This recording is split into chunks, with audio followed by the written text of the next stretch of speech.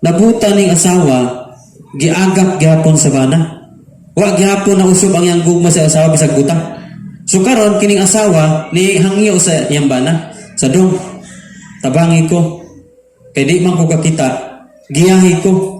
Kung unsay buluhaton dinis balay, gusto kong mubuhat ra. Bahala di ko kita, pero aga ka po. So giagak-agak sa bana. Kada adlaw, unsay buhaton, agakon atus kusina, agakon magluto, agakon. Tanang buluhaton manghugas, manglaba, agakon. Karon, kay na-memorize naman as asawa. Kada adlaw mo naman yung gihimo. Memorize naman niya. Ug asa mo atus labanan, mo atus kusina. Memoryado na kay niya. Niyo na sa siyang bana.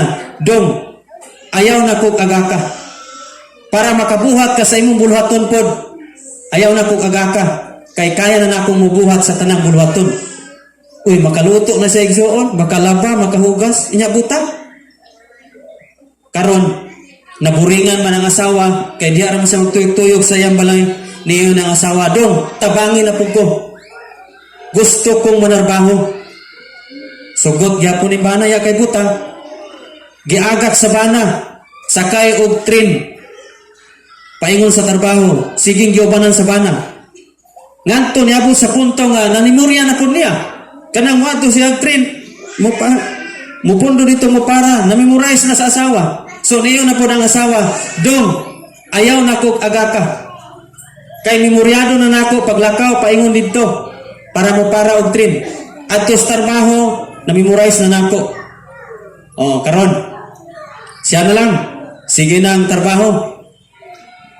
Iyon dayon tong kaya nasuki naman niya tong konduktor sa train. Iyon dayon tong konduktor sa train nga, ma'am, pagkabulahan yun nimo. Sunak, nasyak ang maong asawa nga katunggutan. Iyon ang itong mga asawa. Sir, usaon pagkabulahan ako? Buta na gani ko. Unya, bulahan pa ko. Gingnan siya sa katong konduktor, ma'am, pagkabulahan yun nimo. Kay bisag buta ka, gatarbaho ka, wa yung kabiyai sa imong bana. So na-realize sa usa ka asawa nga bisag giingnan niya nga ayaw na kog agaka, gisigi ra deg uban-uban ang bana sa mga asawa. Wa magpahalata ang mga bana nga nagkuyog ra dai sa sige. Nag-expect ang maong asawa nga wala na gyud bana nga nagkuyog-kuyog kaniya, pero niingon ang konduktor, bless kayo ka ma'am, kay sige jud kang gikuyog-kuyogan sa imong bana. Kanang usahay bitaw sa tong ginabuhi gisoon. Pura bitaw maguna-una ta nga wala ta kuyogis Ginoo. Naami mga panahon nga makayon ta ba nga asa naman ka Lord? Hain naman ka Ginoo. Igsuon ko diyan sa Ginoo. Wala ka na ginusara. You are not alone, but you are blind. Wala ka na ginusara, pero wala lang ka kakita. Amen? Kuyog kanunay ang Ginoo kanato. Niyon siya sa Matthew 18:20, duha og tulo nga magkatigom sa akong pangalan. So, kuy mo na sa sabton, duha di ay og tulo nga magkahiusas ngalan sa Ginoo, yun siya, nag-uban ako kanila. Nahitabo mo na sa Biblia? Yes! Diha sa Book of Acts, chapter 16, mabasa nimo 25, verse 25, nga si Pablo o si Silas, hapit na tong gabi, nagampo silang duha o nagdaig og mga alawiton sa Ginoo. O giingon gyas mang bersikulo nga namati kanila ang ubang mga piniriso. Duha ra ka buok nang nagiusa di agampo og daig og mga alawiton. Pero namati ang mga piniriso. Karon, unsay gibuhat sa Ginoo? Ayaw i-underestimate ang presence ni Lord. Nganuman, unsay gibuhat sa Ginoo aning duha? Unsay gihimo sa presensya sa Ginoo? Giuyog ning tibuok bilangguan. Basahan dia verse 26. Giuyog ang tibuok bilangguan. Kung imo na siyang sabton, ang gahi kaayong building gipalihok sa Ginoo. Unsa man ni pag-apply sa ginabuhi, duha di tulo nga magkahiusa sa ngalan sa Ginoo. Kaya di ay palihokon sa Ginoo ang gahig palihokon. Kung imo na isang sabton, kana bitang may panahon nga dili ka ka-move on sa problema. Dili ka ka-move on sa balatian, problema, sa kasakit sa imong kasing-kasing, murag di na ka ka-move. Murag ni gahi imong kinabuhi kay Lord, di ko kadawat ini, di ka ka-move on. Ingon ti kay igsoon. Ayaw i-underestimate ang power sa panagiusa sa pagampo o pagdaig. Kay was nga may nampuon kag madaygon sa Ginoo, mukonsad ang presensya sa Ginoo, makamove on ka na. Amen? Makamove on ka. Tanawa ang gihimo sa presensya sa Ginoo sa bilangguan. Gawas nga nangalihok ning bilangguan. Niingon pag dito nga natangtang ang mga Bartolina sa mga piniriso. Amen? Nangatangtang ang mga gapos o napagilay ng isgutan. Nangaabli ang mga pultahan. Dili o sa kabok pultahan ang naabli. Mabasa ni mo diya, mga pultahan, hurot o kaabli. So kung imo na isang sabto ni Igsoon, kini na taong may nampuon, muapil sa pagkinampuon, panaghiusas ampo o pagdaig. Daghang opportunity nga maabli. O di ba na panalangin? Panalangin na. Unsay gihimo nilang Pablo? Naghiusa rag ampo o daig. Unsay naitabo? Daghang opportunity na abli. Munang kung gusto kag daghang opportunity sa imong kinabuhi,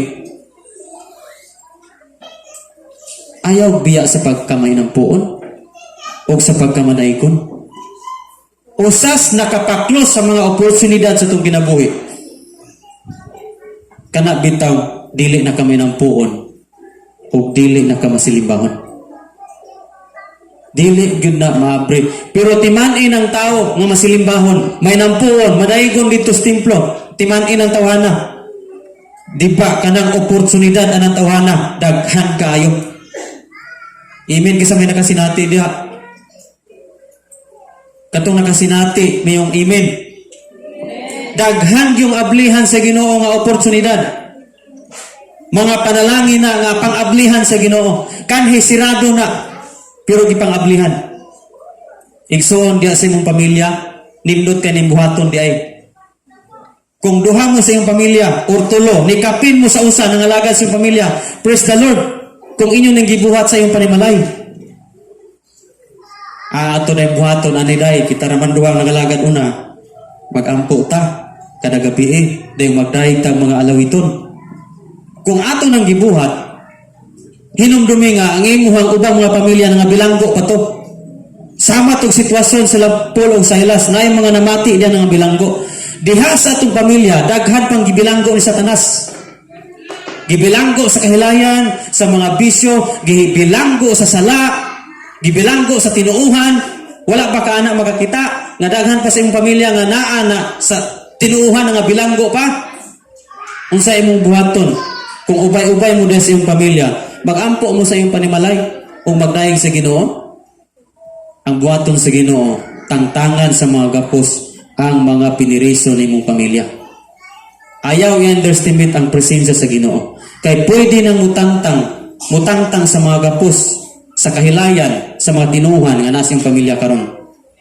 Amen? Kaya ako sa una, usarkos natangtangan sa mga gapos kahilayan.